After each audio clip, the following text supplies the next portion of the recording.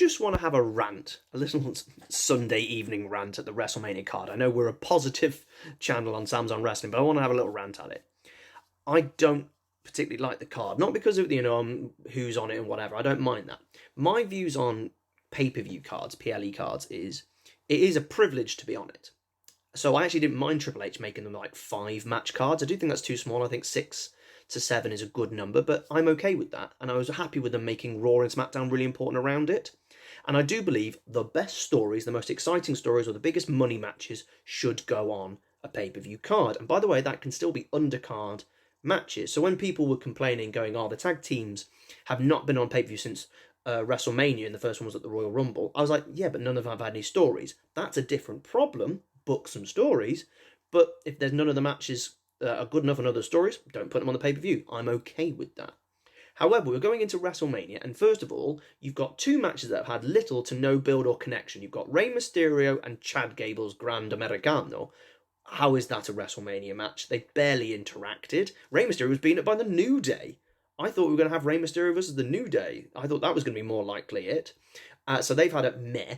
And then you've got the Raw tag titles. New Day have only just started to talk to the tag team champions.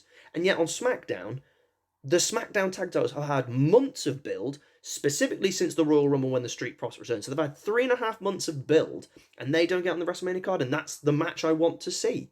And I thought it'd be great as a ladder match. I think a ladder spot at WrestleMania is always interesting. I know it's cliche, but I would much rather that.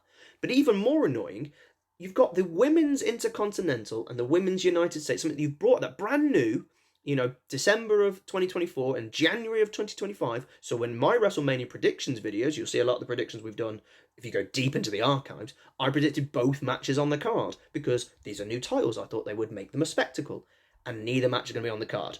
Lyra is in a tag team match. Why was Lyra even interested in the tag titles? She's got the IC, defends that. The only title you want to go for is the next one up, maybe, I don't know. And then Chelsea, unless they randomly add her match with Zelina Vega at the last minute, she's going to be on the SmackDown, WrestleMania SmackDown. It's the pre-show without being the pre-show. Why is that not going to be on the card? And I'm just very confused. I don't understand why we don't do pre-show matches. You can have a 3-hour pre-show. Put the Battle Royal there. Let them actually be in the ring in front of 50,000 people. And I like pre-show matches at WrestleMania. I don't care for them anywhere else, but I like them at WrestleMania. I want to see people get to be at WrestleMania. It's just my thing. So the privilege to be on the main card, but if you get to be in the Battle Royal, there's no Women's Battle Royal, so screw those 19 women who haven't had a match. They don't even get to be on the SmackDown prior. So, yeah, for me, I'm a bit disappointed in the card in terms of what they left off and what got put on